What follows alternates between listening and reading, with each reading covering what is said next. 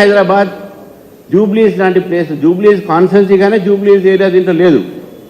ఇక్కడ ఉన్నటువంటి ఒక ఏరియా, మీ ఏరియా బ్రహ్మాండంగా ఉంది. ఇప్పుడు కానీ ముందుకు పోతే మన స్లమ్స్ ఉన్నాయి. ఆ స్లమ్స్తో మన పాదయాత్ర పోతుంటే స్ట్రీట్ లైట్స్ లేవు, దాంట్లో మనకు రోడ్లు లేవు, మ్యాన్ హోల్స్ ఓపెన్గా ఉన్నాయి. కొన్ని మ్యాన్ హోల్స్ అయితే అసలు ఓపెన్ కూడా వాసన వస్తుంది బయటికి, వాన పడితే ఫ్లడింగ్ ఉన్నది పైకి. నేను అడిగాను, ఎందుకే బాబు మ్యాన్ హోల్ తీసేశారంటే, సరే వాటర్ వస్తుంది కదా, ఈ వాటర్ పోవడానికి మీరు తీసేసినాం సార్, మన ఇక్కడి నుంచి మాకు ప్రాబ్లం ఉంటుంది, అది పెడితే ఇంకా ఇది అయిపోతుంది సార్ అన్నాడు. సో వాళ్ళు మ్యాన్ హోల్ ఓపెన్ చేసి క్లీనింగ్ చేసి కొద్దిగా ముందుకు పోవడానికి చేశారు. అంటే మున్సిపల్ కార్పొరేషన్ వాళ్ళు రారు, వీళ్ళే చేసుకోవాలి, లోకల్ వాళ్ళు చేసుకోవాలి. ఇటువంటి అనే సివిక్ ప్రాబ్లమ్స్ ఉన్నాయి. This is what today you have to understand the local problem. Second issue ఏంటంటే, ఈరోజు మనం ఒక కాంగ్రెస్ ఒక అభ్యర్థి ఉన్నారు, లేకపోతే బీఆర్ఎస్ అభ్యర్థి, బీజేపీ ఉన్నాడు. You have given already opportunity to Congress earlier and you have already given state. BRS ఇచ్చారు, give a chance to us. ఇంగ్లీష్లో సామెత ఉంది, heard songs are sweet but those unheard are more sweeter. So you are not tested us as far as MLA is concern. ఒక అవకాశం ఇవ్వండి, see how you will be responsive to your problems. ఇది మీరు చెప్పదలుచుకున్నాం మా candidate గురించి కానీ మా గురించి కానీ. మా ఫాదర్ ఒక ఫ్రెండ్ ఉండే, ఎప్పుడు లైటర్ వేయని చెప్తూ ఉంటాను. లాంగ్ టైం ఆయన, మా ఫాదర్ యూనివర్సిటీ ప్రొఫెసర్ ఉండే, తన ఫ్రెండ్ ఒక ఆయన ఐఐటి నుంచి ఆయన ప్రొఫెసర్ వచ్చాడు.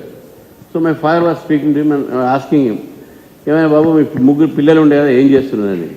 సో ఆయన చెప్పాడు, మా పెద్ద అబ్బాయి చాలా ఇంటెలిజెంట్, మనము మా ఐఐటి చదువుకున్నాడు, వాడు కూడా ఇప్పుడు అమెరికాలో ఉన్నాడు. మరి రెండో అబ్బాయి ఉండాలి కదంటే, రెండో అబ్బాయి ఎయిమ్స్లో డాక్టరు అన్నాడు. మరి మూడో అబ్బాయి ఏం చేస్తున్నాడు అంటే, ఇట్లా ఆలోచించుకొని వాడికి అంతా పాడలు పట్టున్నాయి, చెడలు పట్టున్నాయి, జైలుకు పోయి వచ్చిన వెంట గూండాలతో తిరుగుతాడు, వాడిని రాజకీయాలు పంపారనుకుంటున్నాను అడిగాను. సో ఈ రకమైనటువంటి పరిస్థితి రాజకీయాలు రావాలి. We need good people in politics also. Good peoples are not fit for politics అనేది ఈరోజు జూబ్లీస్ ప్రజలు అది ఆ తీర్పు ఇవ్వకూడదు. ఎందుకంటే who are suited for politics అంటే those who can be responsible to the people's issues. డబ్బు ఉన్నదనో, మ్యాన్ పవర్ ఉందనో, మజిల్ పవర్ ఉందనో, మనీ పవర్ ఉందనో వాళ్ళు కాదు కదా పాలిటిక్స్ నడిపేది.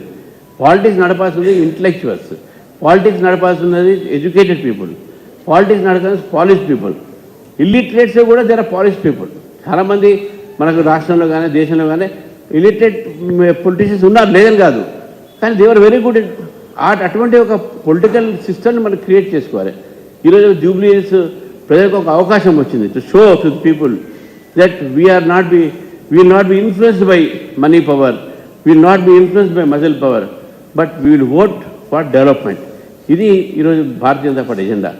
మోదీ గారు ఏం చేశారో అది చేశారో వాళ్ళు చెప్పారు. We'll have lot of opportunities to interact to what we have done అనేది. కానీ one thing I can definitely take that the last 12 years of Modi's rule, third term, there is not even a single incident of corruption. It is a non-corrupt government in center. Modi గారు చేసినటువంటి ఒక పెద్ద గొప్ప పని భారతదేశానికి. అంతకుముందు 2G స్కామ్లు, 3G స్కామ్లు, సబర్బన్ అంబులెన్స్ స్కామ్లు, హెలికాప్టర్ స్కామ్లు, ఇవన్నీ రకాలైనటువంటి స్కామ్స్ మనం చూసినాం మనం. కాబట్టి ఆ స్కామ్స్ అన్నీ కూడా చూసిన తర్వాత ఈరోజు మనకు ఉన్నటువంటి ఒక పరిస్థితి చూస్తున్నాము. ఈ యొక్క పరిస్థితిలో ఈరోజు you have got an opportunity and vote ఏదైతే ఉందో, బ్యాలెట్ ఏదైతే ఉందో, it is more powerful than bullet. So కాబట్టి we all believe in ballots.